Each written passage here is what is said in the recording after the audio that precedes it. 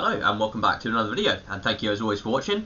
Now, what do we do on weekends where there's no Formula 1? I mean, it just feels depressing and horrible. So, what better thing to do than if there is no F1? Let's chat some shit about some Formula 1, which I like doing. So, here we go. And yeah, today we're going to be talking about, or looking forward to the Imola Grand Prix. And this week we have the sprint race for the first time this season. So that is going to be very interesting. And is Imola a good track for that kind of thing? I think potentially it is. I mean, it's not the easiest track to overtake, but we've certainly seen that there is potential for it.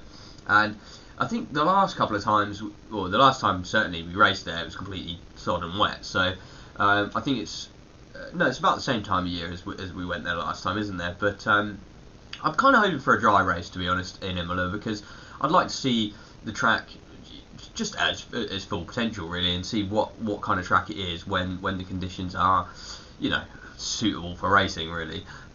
So yeah, I'm looking forward to seeing Imola, and I really hope it stays dry.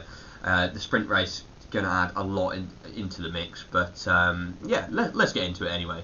I think this is going to, unfortunately, I say that unfortunately just because of how the season's going already. I think this is going to suit the Ferraris down to the ground. This track, it seems like the Ferraris is better around the corners and over the curbs, and the Red Bull sort of has the straight line speed.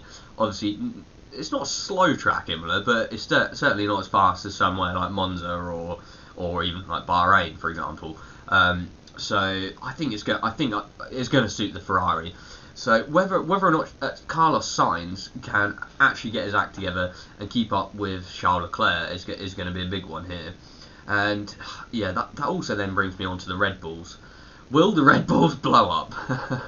I'm guessing they've not taken my advice and put a Honda badge on there, like I suggested. If they put that Honda badge on there, their reliability will be fixed, and obviously it is a Honda engine. So yeah, I think if they stick that Honda badge on there, they might have less reliability problems. But yeah, it's also interesting with the Red Bull. Even if the car doesn't blow up, can they actually manage their tyres? Because as we saw in Australia, that they had the outright speed that the Ferrari had, but as soon as they actually used the tyre at all to exploit that outright speed, the tyres just fell apart, and we're like, no. Sorry, no. So it's going to be interesting to see whether the Red Bull can hold its tyres together. What about the Mercedes? As you can probably tell, this is going to be a slightly quicker one. The Mercedes, I mean, I hope they're going to be up there a little bit more, but I don't think they're bringing anything huge this weekend. So I think we're going to see them in their usual position of just behind the Ferraris and the Red Bulls, and just in front of the midfield. So they're in kind of a comfy spot where they're not actually having anyone sort of directly attacking them from behind. So they have got a little bit sort of room to play with, to mess about with the car and make changes without actually losing anything if they go in the wrong direction, or losing a huge amount if they go in the wrong direction. So yeah, they're actually in a relatively fortunate position, the Mercedes, and yeah, I'm really looking forward to seeing whether Hamilton can get on top of it, because it seems like Russell is far more on top of the car than Hamilton seems to be at the moment, certainly with the setup. So yeah, it'll be interesting to see whether Hamilton can get the edge over Russell, which he kind of did in Australia, but obviously he got unlucky. But nothing outright and clear, no outright clear pace advantage. So yeah, it'd be interesting to see with regards to that one. I'm also looking forward to seeing whether Haas can actually get their act together again, because obviously they started the season, I think after the first race they were, what was it, like third in the constructors or something like that? Might have even been second, I can't remember, but they did really well at the start, and they seem to just slowly be falling off the pace. And a lot of people were saying have been saying about development and everything, but when you actually look at last year, even though their car was an absolute pile of crap last year, their deficit to the leaders was about the same at the end of the year as it was at the start of the year, even though they did absolutely nothing to their car.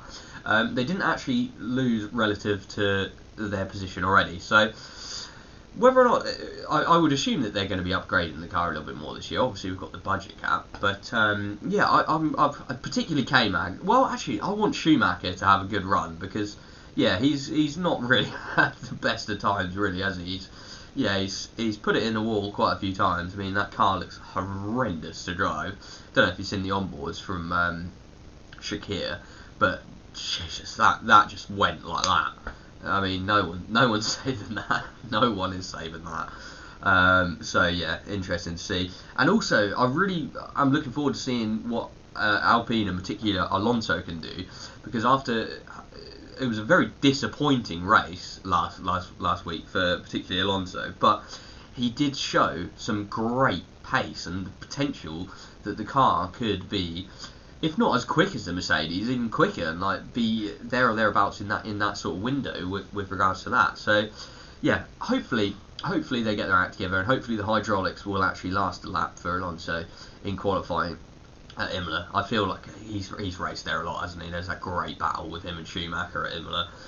Slightly different track layout to then, but yeah, I'm really looking forward to seeing what they can do.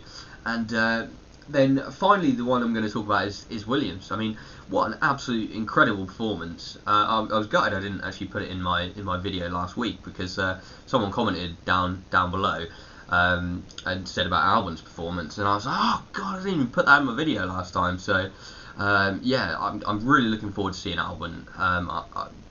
Hopefully perform really well, and the Williams, they don't seem. I mean, they seem quicker than the Aston Martin. They're still probably the second worst team, but things can arise like we saw in Australia, and they could get a little bit lucky.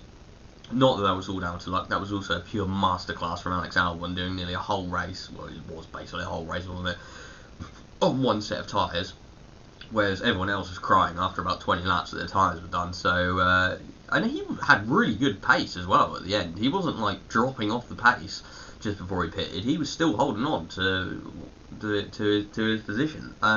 So yeah, absolutely fantastic from them. Yeah, please be a dry race. I really hope it's a dry race. I'm looking forward to the sprint race.